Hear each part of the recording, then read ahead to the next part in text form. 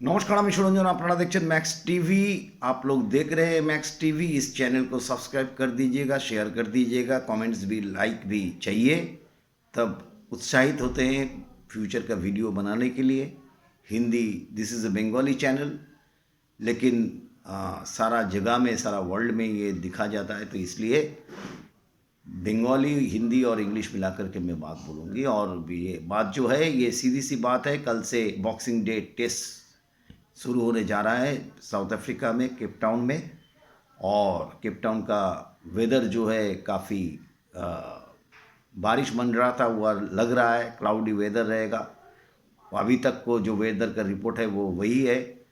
तो उस हिसाब से भारत की टीम उतरेगी। और दो तीन चीज़ आप लोगों को मैं जल्दी में बता दूंगा इस वीडियो में। इसमें कोई एनालिसिस नहीं है, इसमें जस्ट न्यूज़ है। It's an information which I want to give it to you, share with you. The information is Rahul Dravid ने क्या बोला, रोहित शर्मा ने क्या कहा और विराट कोहली ने क्या कहा। तीनों चीज़ एक साथ में होगा। उसके बाद में तीनों चीज़ आपको अलग अलग से शॉर्ट्स में भी मैं दूंगा। तो पहली बात है, राहुल द्रविड़ ने जो पहले से कहते हुए आया, forget about the world cup final, we'll have to go forward, we'll have to look forward. इसमें काफ़ी नए खिलाड़ी है, काफ़ी पुराने खिलाड़ी है, काफ़ी तजुर्बेकार खिलाड़ी है। और पहली बात जो है, केएल राहुल कीपिंग करते हुए देखेंगे इस टेस्ट सीरीज़ में। और केएल राहुल, जैसे रोहित शर्मा ने प्रेस कॉन्फ्रेंस में बताया, वो काफ़ी कीन है कीपिंग करने के लिए। उसमें एक अलग से बैलेंस देता है टीम को। केएल राहुल अगर कीपिंग करे तो केएल राहुल कीपिंग करेगा। इसमें कोई दूसरा कोई जो है दूसरा कोई मत है नहीं, दूसरा कोई थिंकिंग है नहीं। ये थॉट प्रोसेस क्लियर है। KL Rahul will keep the wicket एवं he is trying hard in net sessions. और उसके बाद में राहुल द्रविड़ ने ये कहा कि प्रेस कॉन्फ्रेंस में कि वर्ल्ड कप को पीछे छोड़ के हम लोगों को आगे बढ़ना है। और इसमें बहुत सारे नए खिलाड़ी है, इसमें बाउंस ज़्यादा होगा, इसमें सीम होगा, स्विंग होगा। तो साउथ अफ्रीका में अब कभी भी रिलैक्स नहीं हो सकते। जैसे रोहित शर्मा ने भी वही बात बताया आज प्रेस कॉन्फ्रेंस में। उन्होंने बताया कि वहाँ पर अगर 80 में भी अगर आप बल्लेबाजी करते हो तो उसमें आप रिलैक्स नहीं हो सकते, क्योंकि कभी भी अच्छी गेंद आपको मिल जाएंगे तो उसमें ভালো বল যদি আপনি পেয়ে যান তাহলে সেই বলে আপনি আউট হয়ে যেতেও পারেন, কারণ সিম, সুইং, বাউন্স সবই থাকবে। এর মধ্যে ফ্যাব ডুপ্লেসিস কথাও আছে। ফ্যাব ডুপ্লেসি বলেছে বাউন্স ভারতকে একটুখানি প্রবলেমে ফেলতে পারে। তো সেক্ষেত্রে ভারত একদম সম্পূর্ণরূপে তৈরি। বিরাট কোহলি বলেছেন যে 5 দিনের ক্রিকেটে কোনো রকম রিল্যাক্সের জায়গা নেই। আপনাকে যখন মাঠে নামতে হবে তখন 5 দিনের জন্যই প্রস্তুতি নিয়ে নামতে হবে এবং 5 দিনের জন্যই আপনাকে খেলতে হবে, 5 দিনের জন্যই আপনাকে তৈরি থাকতে হবে। সুতরাং আপনি কোনো দিনই এরকম নয় যে আপনি রিল্যাক্স দিতে পারেন। এবং সাউথ আফ্রিকান পিচে সবথেকে বড় কথা যেটা রাহুল দ্রাবিড় বলেছেন যে আমাদের 40-50 রান এক্সট্রা দরকার। আমরা 20টা উইকেট সবসময় নিতে সক্ষম, কিন্তু আমাদের যেটা দরকার 40-50 রান দরকার। এবং 40-50 এক্সট্রা রান, সেটা এক্সট্রা প্রেশার ক্রিয়েট করবে সাউথ আফ্রিকার দলে। টিম্বা বাবুমাও যে কথা বলেছেন যে ভারতীয় দলকে আন্ডার এস্টিমেট করার কিছু নেই, তবে ভারতীয় দল অত্যন্ত এমন একটা দল যাকে যে কোনো সময়, যে কোনো জায়গায়, যে কোনো পরিস্থিতিতে তারা চ্যালেঞ্জ ছুঁড়ে দিতে পারে।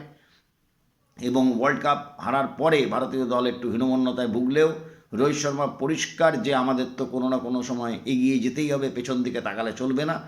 আমরা 10টা ম্যাচ যেভাবে খেলেছি, যেভাবে আমরা প্ল্যান করেছি টেস্ট সিরিজে, সেভাবে আমরা খেলতে চাই। আমাদের নিজেদের মধ্যে কথা হয়েছে, এবার হচ্ছে এক্সিকিউশনটা প্রপার হতে হবে। আমরা সবসময় সব ম্যাচে এক্সিকিউশন ওয়ার্ল্ড কাপে ভালো করেছিলাম, কিন্তু ফাইনালে গিয়ে আমরা ভালো করতে পারিনি। সেই দিকে আমাদের নজর রাখতে হবে। এবং কেএল রাহুল মাঝখানে ব্যাট করবেন, সুতরাং ভারতীয় দলের ব্যালেন্স অত্যন্ত গুরুত্বপূর্ণ তৈরি হবে। শুভমান গিলের এটা নতুন সাউথ আফ্রিকান ট্যুর, সেখানে শুভমান গিল কীরকম খেলেন সেই দিকেও নজর থাকবে। প্রত্যেকের সাথে আলাদা আলাদা করে কথা বলা হয়েছে, প্রত্যেককে আলাদা আলাদা করে প্র্যাকটিস করানো হয়েছে। যেটা বিরাট কোহলির ক্ষেত্রে যেটা অত্যন্ত গুরুত্বপূর্ণ, সেটা হচ্ছে বিরাট কোহলি কিন্তু 18 গজে প্র্যাকটিস করেছেন। 18 গজ তৈরি করে, 22 গজ নয়, 18 গজ। 18 years, from 18 years he practiced in nets very hard and he looks at the series in very serious note. তো বিরাট কোহলি সর্বদা নিজের সম্পর্কে অত্যন্ত সচেতন একজন ব্যক্তি। বিরাট কোহলি তার ব্যক্তিগত কারণে ফিরে গিয়েছিলেন, তিনি টিমের সাথে জয়েন করেন, তিনি রোহিত শর্মার সাথে আলাদা করে কথা বলেন। রোহিত শর্মা এবং বিরাট কোহলির বন্ডিং নিয়ে অনেক কথা হয়েছে। তো সেই বন্ডিং যে একই জায়গায় রয়েছে, ভারতীয় দলে যে কোনো বন্ডিংয়ে কোনো প্রবলেম নেই, কমিউনিকেশনে কোনো প্রবলেম নেই, সেটা কিন্তু খুব পরিষ্কার। এবং সব মিলিয়ে ভারতীয় দল প্রস্তুত আগামীকাল কেপটাউনে, এবং কী কম্বিনেশন দাঁড়ায় সেই দিকেই নজর থাকবে। ভারত 4টে পেসার এবং একটা স্পিনার নিয়ে খেলে কিনা সেই দিকেও নজর থাকবে। শার্দুল ঠাকুরকে যা পরিস্থিতি, যেরকম রিপোর্ট পাওয়া যাচ্ছে, তাতে শার্দুল ঠাকুর খেললেও খুব একটা আশ্চর্য হওয়ার কিছু নেই। তাই সেক্ষেত্রে অশ্বিনী সম্ভবত আবার ভারতীয় দল থেকে বাদ পড়তে পারেন, কারণ কেপটাউনে শেষবার কিন্তু অশ্বিন বল করেছিলেন, তারপরে সিরিজে পরের টেস্টগুলোতে কিন্তু অশ্বিন বল করেননি। সুতরাং রাহুল দ্রাবিড় যেটা আরও বলেছেন রোহিত শর্মার সঙ্গে সঙ্গে একই কথা, যে এই টেস্ট সিরিজটি 2টো ম্যাচের টেস্ট সিরিজ, সুতরাং এখানে কোনো রিল্যাক্সের কোনো জায়গাই নেই।